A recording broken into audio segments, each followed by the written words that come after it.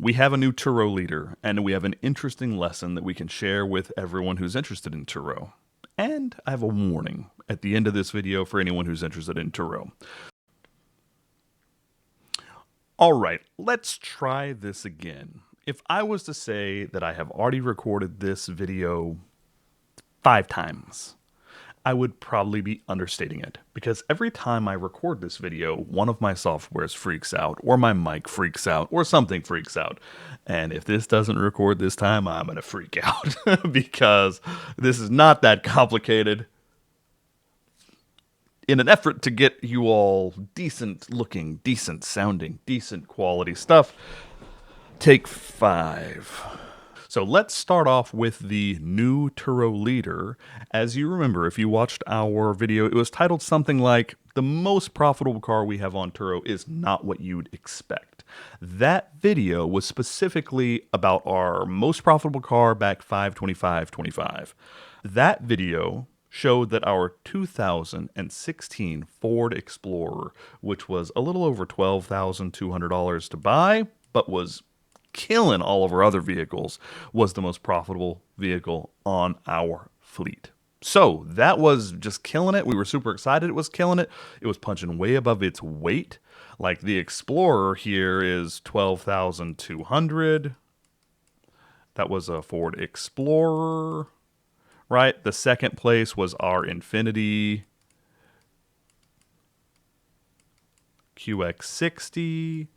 And then our VX Tiguan, our Toyota Yaris, our Ford Mustang, our Honda Odyssey, and our other Volkswagen Tiguan. I only write on the screen so we can see how the fleet has changed. If you look at this and you say, okay, those are where we are with the fleet, how has everything changed in the last 2.5 months? Like, what's new? Well, let's look at that.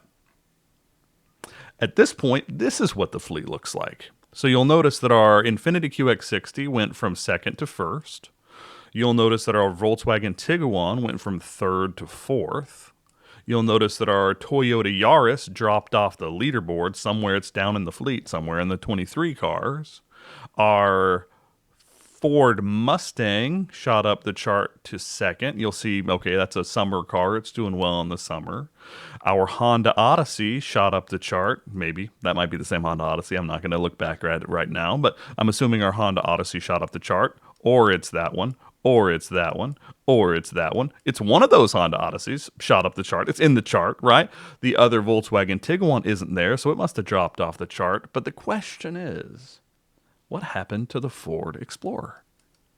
Right? It's not here on this chart. Is it possible that the Ford Explorer jumped 1, 2, 3, 4, 5, 6, 7, 8 spots? Is it on the next page? Now, if you are new to the channel, let me give you a brief walkthrough of what we do. This is an entrepreneurship-based channel, but I try to share as much good knowledge as I can. My experience building between 17 and 30 companies, depending on how you count. If I was to start anywhere on the channel right now that you might think is interesting, I would actually start right here with Trump's Tariffs Explained. I own a bandage company. We manufacture in China and we import to the US. So the day after Liberation Day, I walked through all the intricacies of how Trump's tariffs would affect us importing from China. It's a really interesting video. It affects our product cost, building supply chains, how we price our product in the market, how those prices would have to adjust, how tariffs really express themselves for the normal consumer. I tried to even take it a little bit broader with my financial services background. I spent a decade in financial advice advising on like $300 million. I tried to even help understand how it's going to affect national security, foreign relations, looking back on how the first Trump tariffs worked over time. It was a really fun video. It was a really cool video, and it got a ton of views for our channel. Plus, I think it's maybe the best video that I've seen from anyone explaining how tariffs work and how they're affecting the economy and why they're so nebulous to put your finger on. If you're ever interested in Turo, hey, this guy's going to explain kind of every single detail from the mind of someone who's started a bunch of businesses, not just one business, and from the mind of someone who's advised on a bunch of wealth, not just his own wealth, and who's, grown a couple $1 million businesses, lost it all, grown it all, lost it all a couple of times. In this video, we discuss why gold isn't actually a very good retirement asset. It's become kind of US standard financial advice that, hey, if you're concerned about inflation, just buy gold. That's terrible retirement advice. I don't care what anyone says. My firm, Bedrock, has bought over 5,000 pieces of single-family residential real estate. We talk about why single-family residential real estate is fundamentally a better retirement asset than gold is in every way, shape, or form. That's actually those two videos. This one, we're rehabbing a $1 million property. We're putting about $1.5 million into it. We're letting people watch start to finish. This one's just some more financial advice. What if rates go down? What if I'm sitting on the sidelines waiting to get into the real estate market? One of our properties that we oversee for one of our Bedrock investors got shot 67 times. As you can see, the channel's not just this one thing you're watching. It's not just entrepreneurship, right? It's all the different aspects of 7 different companies that I own. It's different overlays of the decade I spent in financial advice, advising on over $300 million. This channel is me trying to give as much good information as I can for free to do some good in the world. If that interests you, please do like and subscribe. It helps in every way that we need to grow the channel, to get more good done out in the world. Thank you guys so much. With that being said, let's go back to the thing you clicked on. But the question is, what happened to the Ford Explorer? Right? It's not here on this chart. Is it possible that the Ford Explorer jumped 1, 2, 3, 4, 5, 6, 7, 8 spots? Is it on the next page? And the answer is abso-freaking-lutely. That is possible. That is absolutely what happened. It dropped all the way off the chart. There are now 7 cars in front of it. The leaderboard has changed a little bit, but the Ford Explorer is now the next car on the next page. We have cars doing $12,000, $11,000, $10,000, $9,000, $9,000, $9,000, $8,000. The Ford Explorer has dropped all the way down to position number 8. Now, let's look at what is working, and then I will share my lesson for the day. What is working, if we go back up and look at the first 8 vehicles for the whole year, this is cumulative. This is not me saying, okay, the Ford Explorer did really well for a chunk and then didn't do really well. This is me saying, by 8/25/2025, today, this is the return we have on all of these cars. So the best car we have on the fleet is that Infiniti QX60, right? Infiniti QX60, third row SUV, leather, really nice car. $16,600. The second car we have on the fleet is this $28,000 Ford Mustang convertible, really premium car. EcoBoost Premium. Truth is, I probably wouldn't buy that again because it is getting beat by things I spent $16,000 on, and it is almost getting matched by things I spent $14,000 on, and $12,000 on, and $12,000 on, and $13,000 on, and $12,000 on. It is getting beat by or close to beat by a whole bunch of Honda Odysseys. And I know all those Odysseys between like $11,500 and $14,500. Like those, I bought all of those. 1 Honda Odyssey, 2 Honda Odysseys, 3 Honda Odysseys, 4 Honda Odysseys. And I know those cars don't get raced. We don't get notices that they're going over 100 miles an hour. Those cars, those vans are dependable as all heck. We like those vans a lot. We would buy some more of those vans. And so that Ford Mustang just isn't doing well enough for how much it cost in my book. I wouldn't buy it again. Now, with that being the case, you may be saying, well, Jeremy, I've cracked it.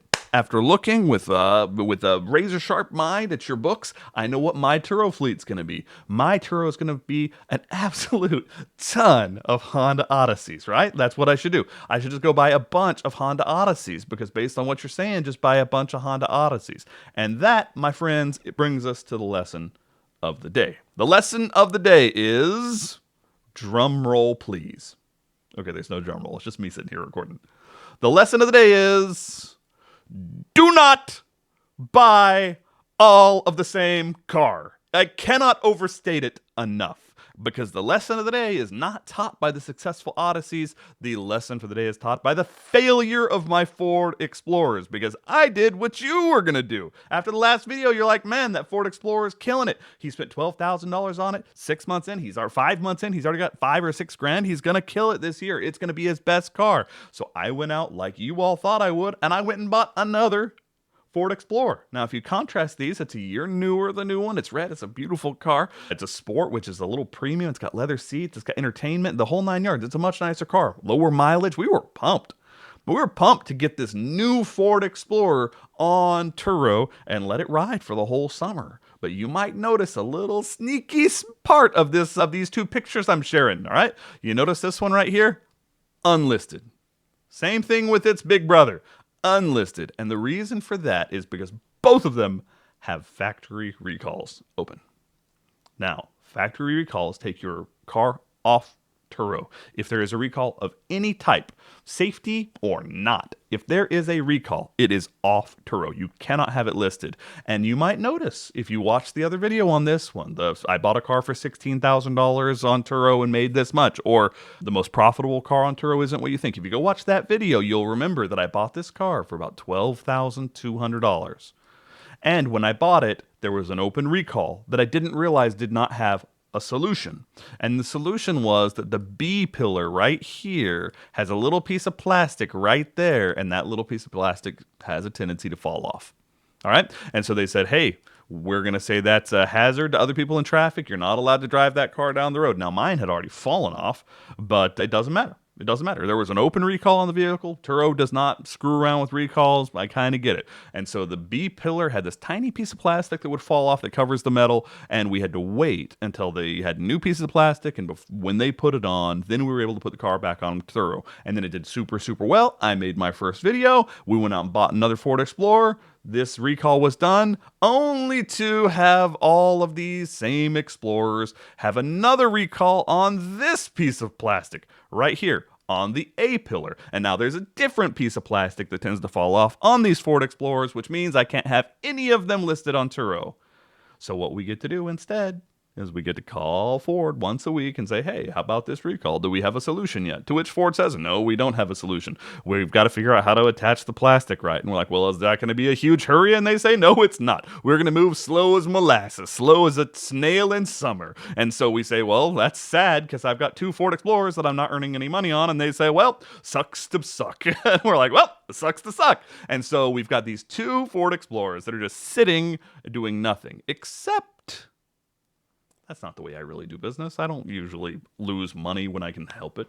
So what I did again is I went to my beautiful wife and I borrowed her Toyota Sienna and I put that into the fleet. And she's been driving the red Ford Explorer around. We've gotten to know that car really, really well. And we think it might have like a tie rod issue that we're going to have addressed. And it's got a TPMS sensor, a tire pressure monitoring sensor that failed on us, just like it would have failed on anyone. So we'll get that fixed before we put it into the fleet. And luckily for us, luckily for us, the black Ford Explorer was on an extended rental that just kept renewing. And so it wasn't sitting doing nothing either because it's already out on a rental, and Turo's fine with that. If there's a recall, but it's already out and it keeps being out, cool. We got blessed that way. All right. So the message for the day is do not buy all the same car. It will absolutely tank your fleet if you ever have a recall. I hope that's some valuable advice. My apologies for the enormous lack of content. Truth be told, it was an enormous month for me in business. We had some incredible things happen in business. I've been on both coasts of the U.S. and everywhere in between for business this last month, and I just got a little too busy to record. If you like this, please do like and subscribe. Because by liking and subscribing, we'll eventually monetize the channel, and it won't be a question of, hey, do I go make some YouTube content for free? Or do I go do any of the works I need to do and that'll pay the bills? I would love it if YouTube started to be a piece of paying the bills instead of just something I do for the future. I would love to be able to keep sharing good stuff. The only way that happens is if you like and subscribe, if you share this with other people. If you want another video kind of like this one, I would absolutely go and watch the video where we talked about the first Ford Explorer. The best vehicle in my Turo fleet isn't what you think. Right. The thumbnail's this one, and it says, I bought this car for $16,000 and earned ? The truth is that's a wonderful video, and I do financial overlays of that and all its expenses. I do that in that video, and I also have a similar video where we bought the Fiat 500 Gucci, and I do a financial breakdown of that entire video. If you want to see that video, I bought a car for $16,000 and earned ? I'll put that right here. Love you guys. Have a good day. Goodbye.